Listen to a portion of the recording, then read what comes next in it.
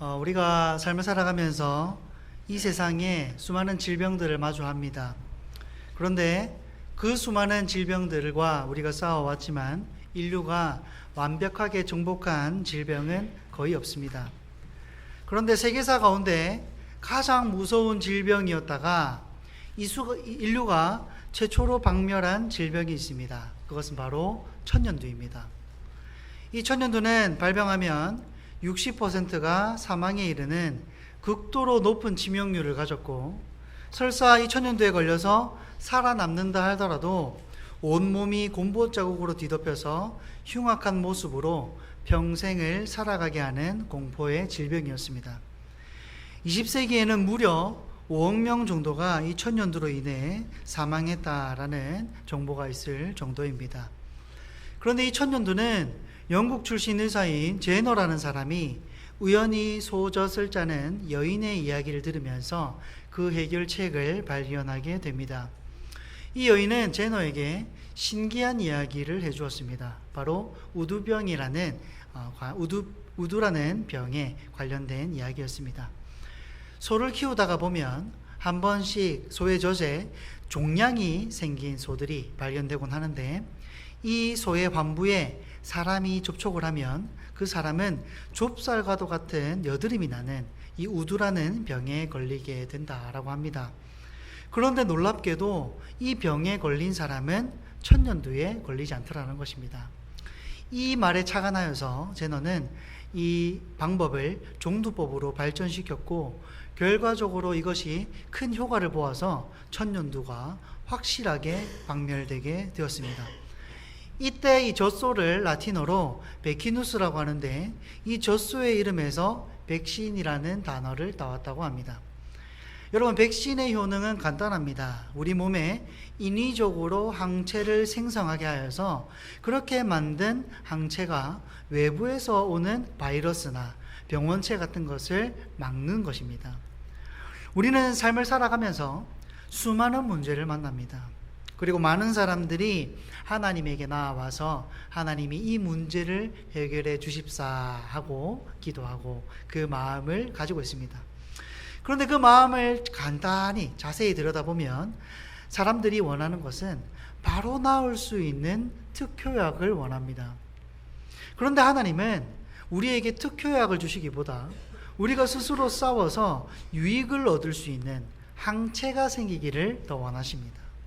그래서 하나님은 우리에게 바로 나을 수 있는 특효약을 주실 수 있는 분이시지만 우리에게 백신을 주시기를 더 좋아하십니다. 왜냐하면 특효약은 한번 치료해버리면 그것으로 끝나서 다시 한번 똑같은 문제가 찾아왔을 때 그것을 이길 힘이 없기 때문에 또 넘어지게 되지만, 백신을 넣으면 항체가 생겨서 그것을 이길 수 있는 힘이 지속되기 때문입니다. 그렇다면 오늘 본문을 통하여서 하나님이 주시고자 하는 백신은 어떤 것일까요? 오늘 말씀을 통하여서 우리가 이것을 알아보고자 하는데, 말씀을 들을 때에 들리는 은혜와 지혜가, 깨닫는 지혜가 있기를 간절히 소망합니다. 오늘 말씀은 바벨론이 남유다를 멸망시키기 직전에 있었던 일을 기록하고 있습니다. 예레미야 39장에 보면 예루살렘이 함락당한 시기가 시드기야 왕이 통치한 지 11년 되던 때에 예루살렘이 함락당하였다라고 기록을 하고 있습니다. 그런데 우리가 읽지는 않았지만 오늘 우리가 읽은 본문의 1절부터 살펴보면 오늘 본문의 배경은 시드기야 왕이 통치한 지 10년째 때 있었던 일이다 라고 기록을 하고 있습니다. 이 말이 무슨 말입니까? 남유다의 멸망이 얼마 남지 않았다라는 상황인 것입니다. 지금 남유다의 모든 지역은 바벨론에 함락당했고 수도인 예루살렘마저도 바벨론 군대가 둘러싸고 있습니다. 이런 절체절명의 위기 속에서 남유다는 어떤 행동을 보였을까요? 백성들이 하나가 되었습니다. 나라를 지키고자 하였고 사랑하는 가족들을 지키고자 했습니다. 여기까지만 보면 참 민족성이 대단하고 올바른 모습이다 라고 생각을 할 수 있겠습니다. 그런데 그 가운데 죄를 뿌리는 사람이 있었으니 바로 하나님의 말씀을 전하는 선지자 예레미야였습니다. 예레미야는 한결같이 말하기를 저 바벨론 침공이 하나님이 예비하신 일이다 라고 부르짖었습니다. 하나님이 하시는 일이기 때문에 저 바벨론의 침공을 받아들이고 속히 항복해야 된다라고 전했습니다. 나라를 지키고자 하는 입장에서 이 예레미야가 얼마나 얄밉고 또 부담스러웠겠습니까? 그들의 입장에서 예레미야는 민족의 반역자였습니다. 참 죽이고 싶은데 하나님의 말씀을 전하는 선지자이기 때문에 죽일 수 없었습니다. 그래서 그들은, 왕과 백성들은 예레미야를 시위대 뜰에 가둬버렸다라고 앞선 본문에 기록하고 있습니다. 우리가 보기에 애국심을 생각한다면 예레미야를 가둔 그들의 행동이 당연한 것 같고 타당한 것 같지만, 신앙의 관점으로 바라보면 지금은 병들어 있는 그들의 모습을 우리는 발견할 수 있습니다. 외부적으로는 바벨론의 군대가 에워싸워 있고 내부적으로는 하나님의 말씀을 가둬버리는 형태. 이것이 바로 이스라엘의 현주소이자 오늘날 우리를 위협하는 신앙의 큰 질병이기도 합니다. 우리가 삶을 살아갈 때에 사실은요, 외부의 문제는 들켜내보고 지나가 보면 아무것도 아닐 때가 참 많습니다. 진짜 큰 일처럼 느껴졌는데 시간이 지나면 그때 왜 그 일을 그렇게 크게 생각했나라고 생각될 때가 많습니다. 그런데 정말로 우리를 곪게 하고 넘어지게 하는 것이 무엇입니까? 그것은 바로 내부의 문제입니다. 항상 하나님의 말씀을 듣지 않으려고 하는 태도가 문제인 것입니다. 그럼에도 불구하고 우리는 문제를 마주하게 되면 항상 외부의 문제만 크게 생각하고 외부의 문제만 해결하기 위하여서 기도합니다. 진짜 심각한 문제는 외부에 있지 않고 말씀을 듣지 않는 우리의 마음속에 있는데 말입니다. 여러분, 설교 말씀을 우리가 지금 잘 듣고 있다고 해서 이것이 하나님의 말씀을 잘 듣는 것입니까? 성경 말씀을 매일 읽는다고 해서 그 행동이 하나님의 말씀을 듣는 것입니까? 아닙니다. 하나님의 말씀을 듣는다는 것은 하나님이 말씀하실 때 그 말씀을 수용하는 것이 듣는다라는 것입니다. 이스라엘 백성들의 앞에서는 하나님의 말씀이 넘쳤습니다. 예레미야는 항상 하나님의 말씀을 전했습니다. 그런데 중요한 것이 무엇입니까? 그 말씀을 듣고도 수용하지 않더라는 것입니다. 저는 이 시간 저와 여러분들이 마음문이 열려서 하나님이 말씀하실 때에 그 말씀을 수용할 수 있는 저와 여러분들이 되길 간절히 소망합니다. 부모는 어린아이가 바른 길을 갈 수 있도록 훈계를 합니다. 그런데 말을 해보면 잘 듣습니까? 안 듣습니까? 안 듣습니다. 말을 듣지 않을 때, 그 훈계를 안 들으려고 할 때 말을 하고 말을 해도 그래도 말을 듣지 않으면 회초리를 들 수밖에 없습니다. 왜냐하면 이 아이가 끝까지 부모의 훈계를 듣지 않으면 결국에 누구 손해입니까?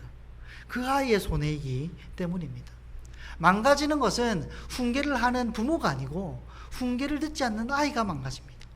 그렇기 때문에 자녀를 사랑하는 부모는 훈계를 듣지 않는 자녀에게 사랑의 매를 들 수 있는 것입니다. 이스라엘의 문제는 하나님의 말씀을 듣지 않는 것이었습니다.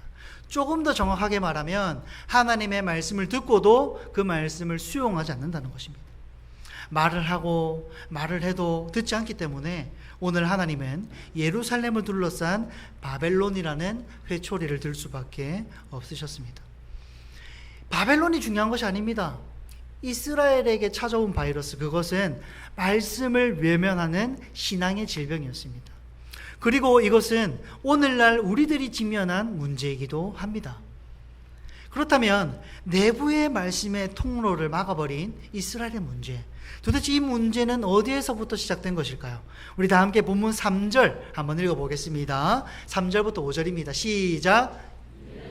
예언하기를 여호와의 말씀에 보라, 내가 이 성을 바벨론 왕의 손에 넘기리니 그가 차지할 것이며 너희가 갈대아인과 싸울지라도 승리하지 못하리라 하셨다 하였더니 유다 왕 시드기야가 이르되 내가 어찌하여 이같이 예언하였느냐 하고 그를 가두었음이었더라.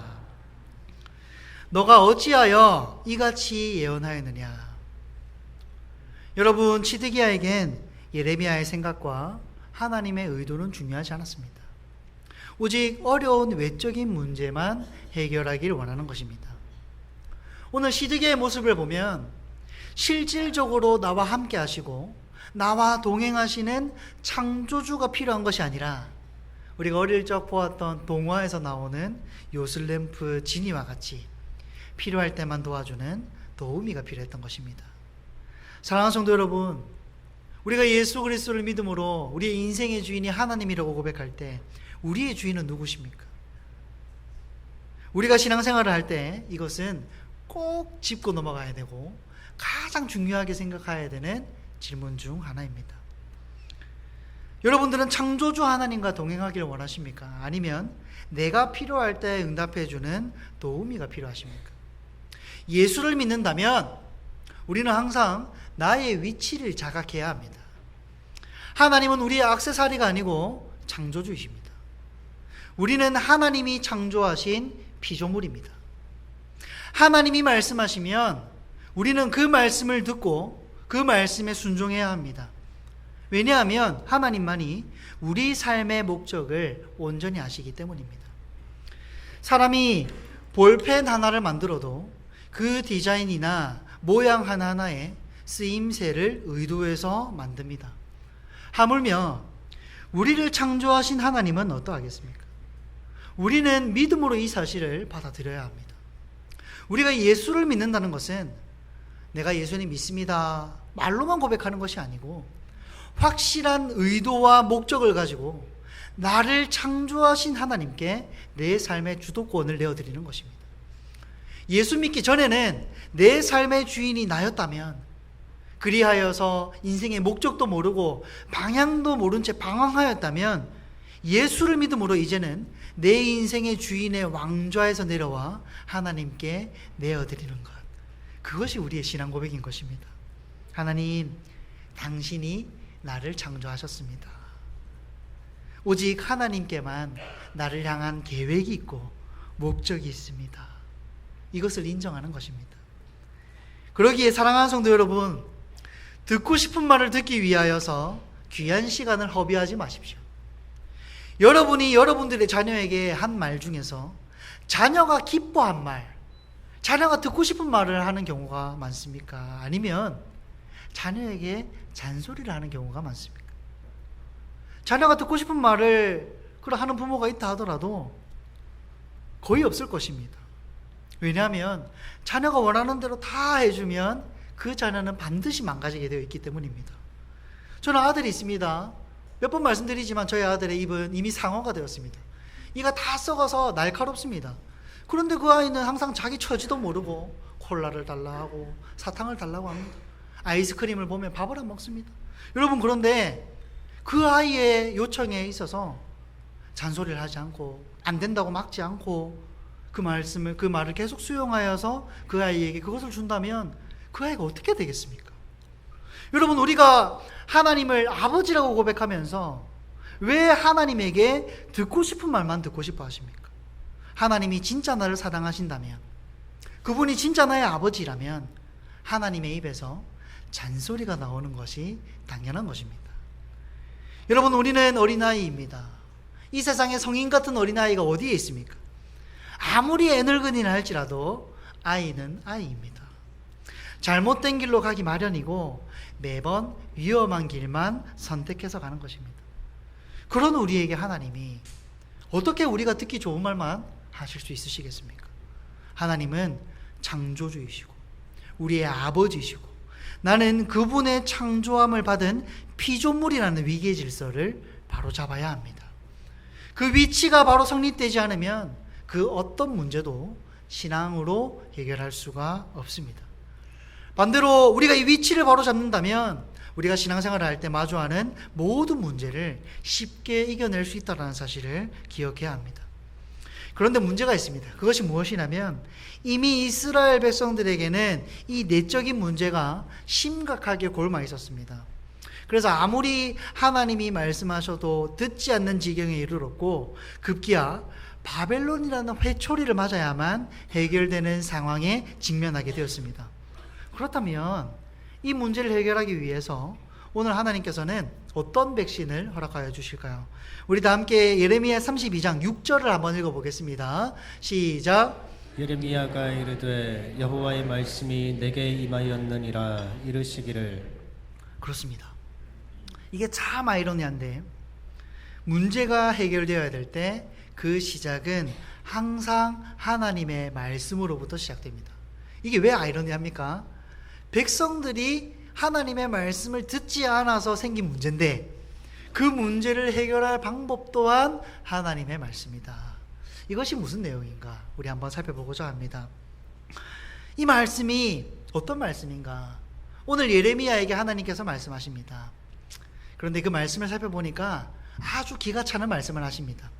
어떤 말이냐면 한 사촌이 찾아와서 아나돗이라는 땅을 팔 것인데 그때 그 땅을 구입하라는 것입니다.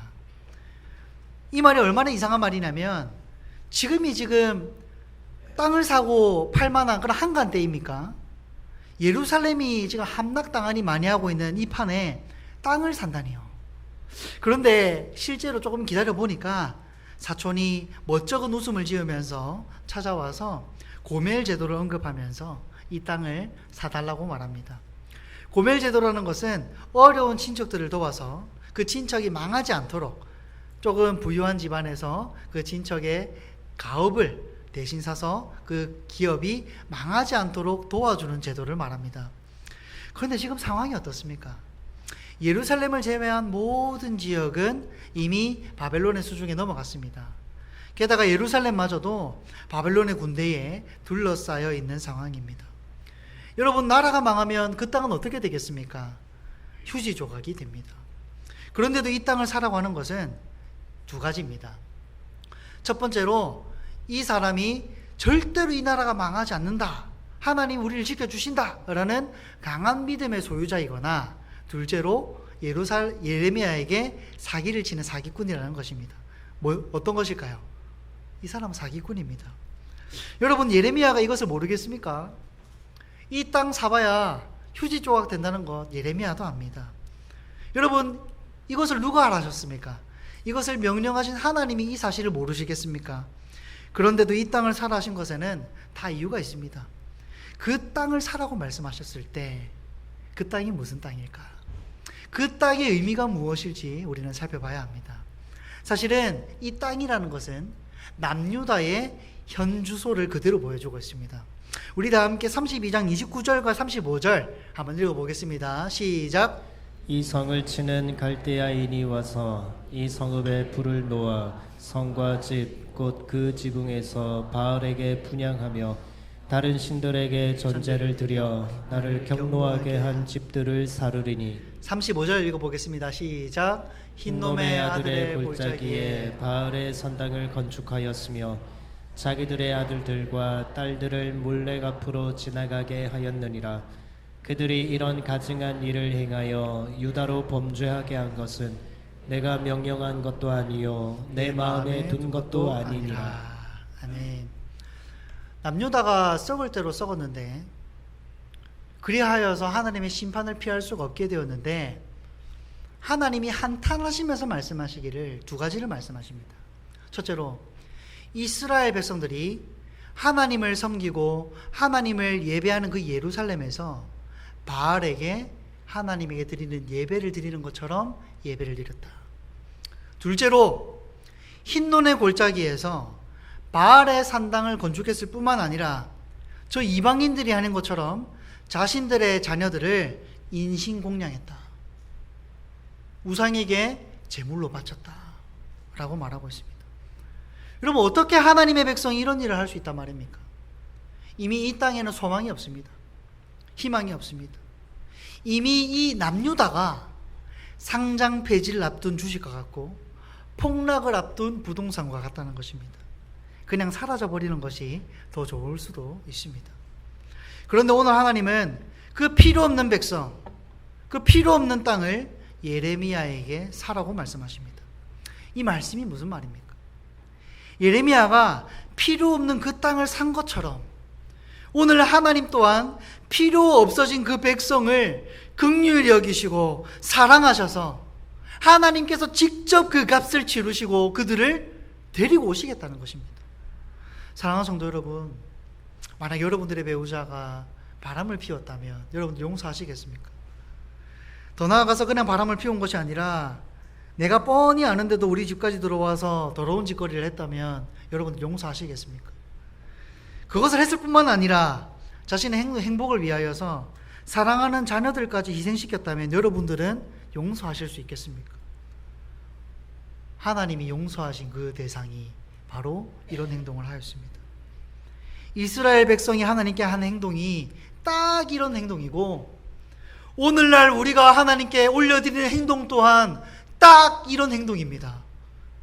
그런데도 하나님은 용서받지를 못할 이스라엘을 값을 지불하고 구해내시겠다라고 예레미야를 통하여서 말씀하고 계시는 것입니다.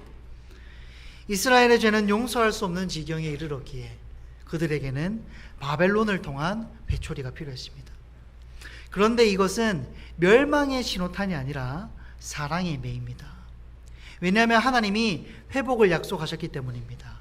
우리 다 함께 예레미야 33장 6절에서 8절 한번 읽어보겠습니다. 시작. 그러나 보라, 내가 이 성읍을 치료하며 고쳐 낫게 하고 평안과 진실이 풍성함을 그들에게 나타낼 것이며, 내가 유다의 포로와 이스라엘의 포로를 돌아오게 하여 그들을 처음과 같이 세울 것이며, 내가 그들을 내게 범한 그 모든 죄악에서 정하게 하며 그들이 내게 범하며 행한 모든 죄악을 사할 것이라.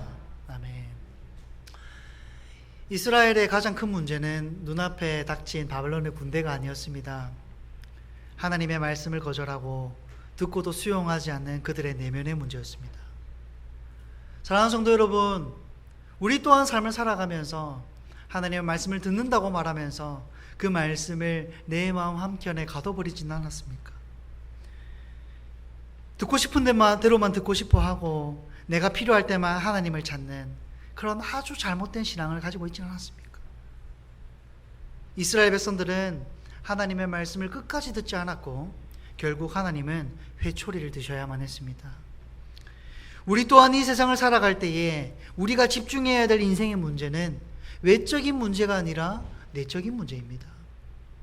혹시 이 자리에도 듣기 싫은 말을 한다고 예레미야를 가둬버린 이스라엘 백성들처럼 하나님의 말씀을 내 마음 한켠에 가둬버린 채 살아가고 있는 분이 계시지 않습니까?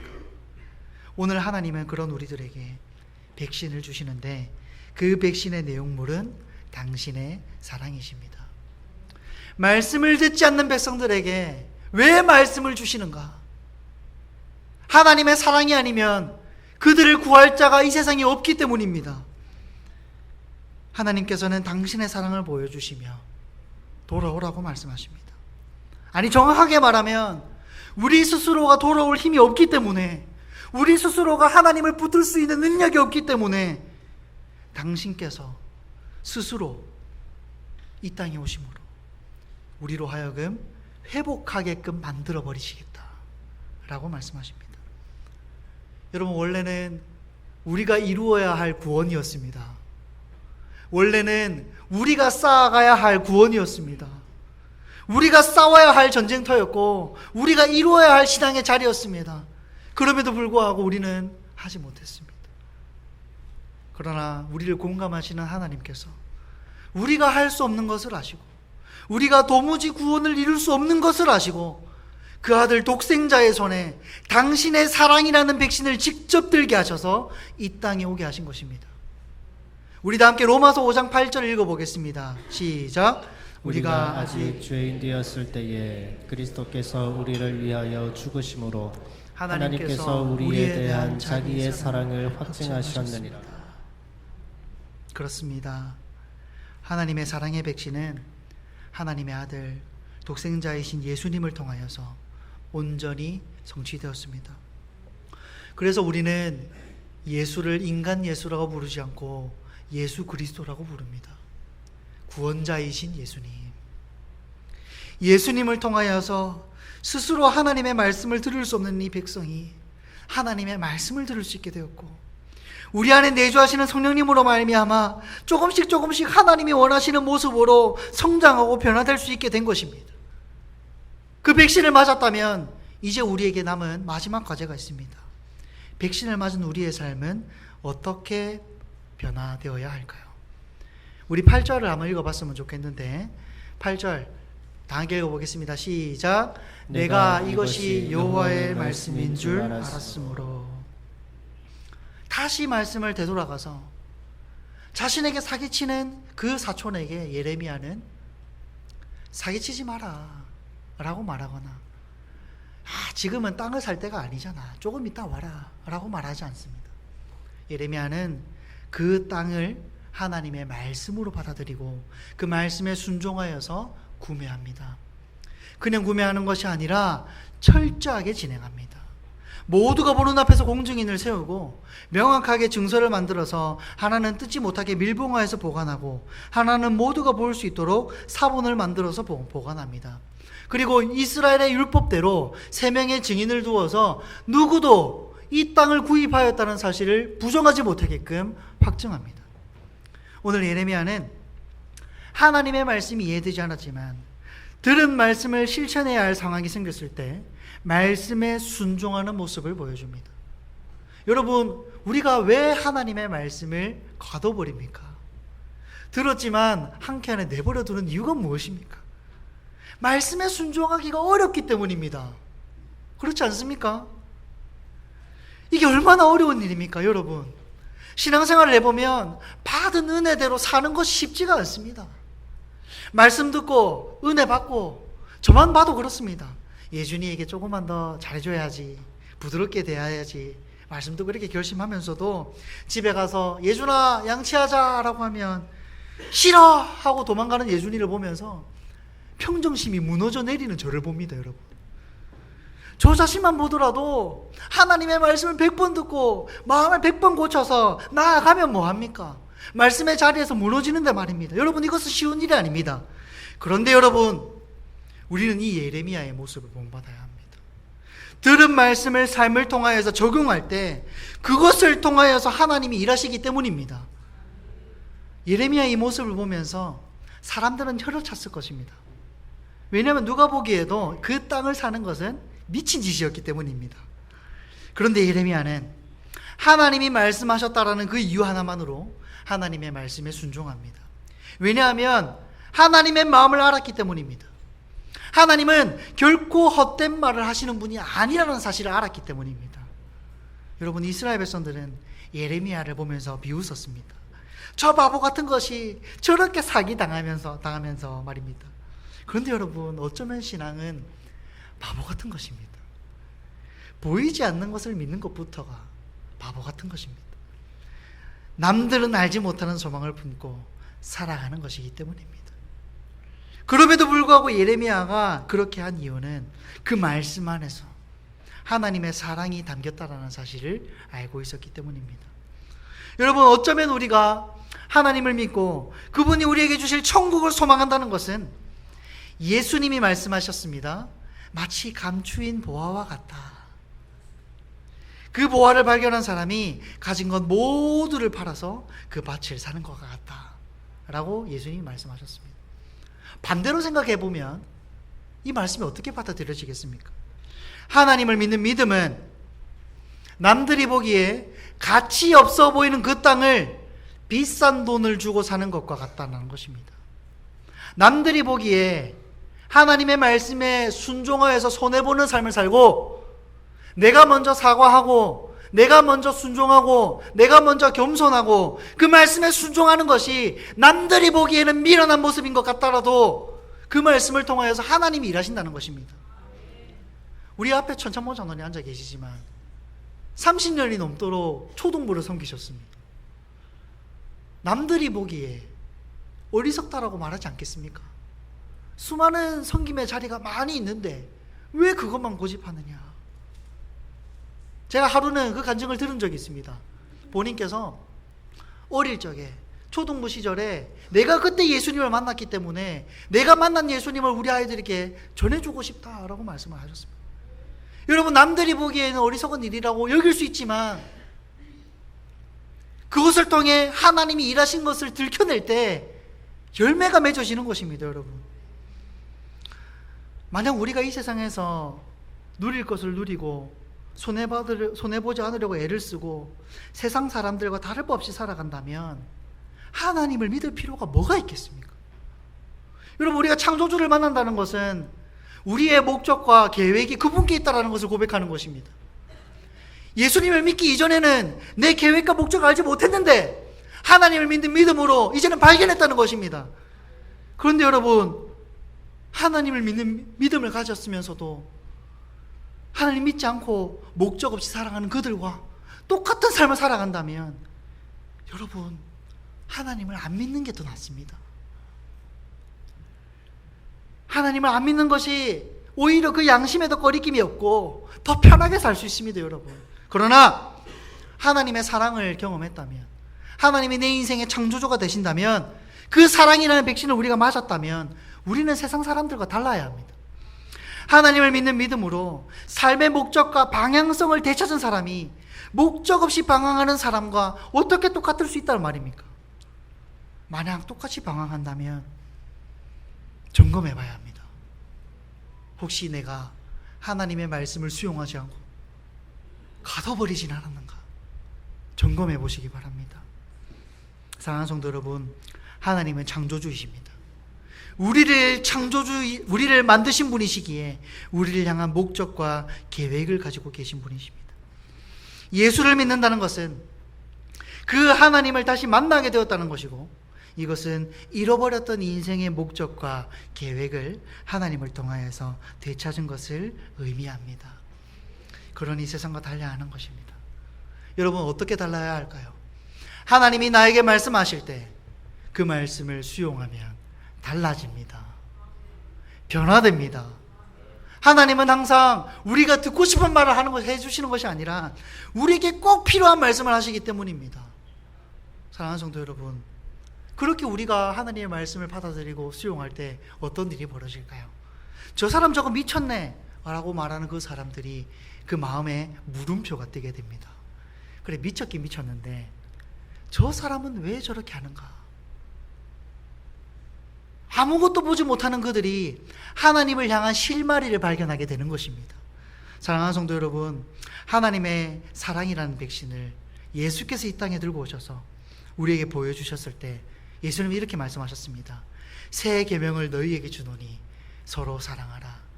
그런데 그냥 사랑하는 것이 아니라 내가 너희를 사랑한 것 같이 너희도 사랑하라. 이 말씀은 예수님을 통하여서 하나님의 사랑이라는 백신을 맞은 우리들이 하나님의 사랑을 먼저는 서로에게, 나중은 온 천하 만민에게 들켜내라는 것입니다. 사랑하는 성도 여러분, 우리가 구원자이신 예수님을 통하여서 하나님의 사랑을 경험했다면 이제는 그 사랑이 우리의 삶의 이유가 되어야 합니다. 그 사랑을 알기 때문에 그 말씀에 더욱더 집중하실 수 있는 저와 여러분들 되길 바랍니다. 설사 그 말씀이 나의 돈을 지불하는 것이고 나의 헌신을 지불하는 것이고 나의 마음과 욕망과 모든 것을 억누르는 것이어서 사람들이 보기에 미쳤다라고 말하는 것이라 할지라도, 내가 손해보는 것이라고 할지라도, 그렇게 하나님의 사랑을 들켜낼 때에 하나님이 영광 받으실 줄 믿습니다. 그럴 때 우리를 통하여서 이 지역이 밝혀질 것입니다. 내 가정이 가로등을 통하여서 밝혀지게 될 것이고, 내가 속한 모든 곳이 밝혀지며 하나님의 사랑이 하나님이 원하시는 곳에 바르게 전달될 줄 믿습니다. 그런 사랑을 먼저 경험하시고 말씀을 듣는 귀를 다시 한번 활짝 여셔서 수용하실 수 있는 저와 여러분들 되길 바랍니다. 그리하여서 하나님의 사랑을 전달하는 사명을 잘 감당함으로 가로등의 역할 잘 이루시는 저와 여러분들 되시길 간절히 소망합니다. 지금 이 시간 나의 안에 거하라 다 함께 찬양하시겠습니다.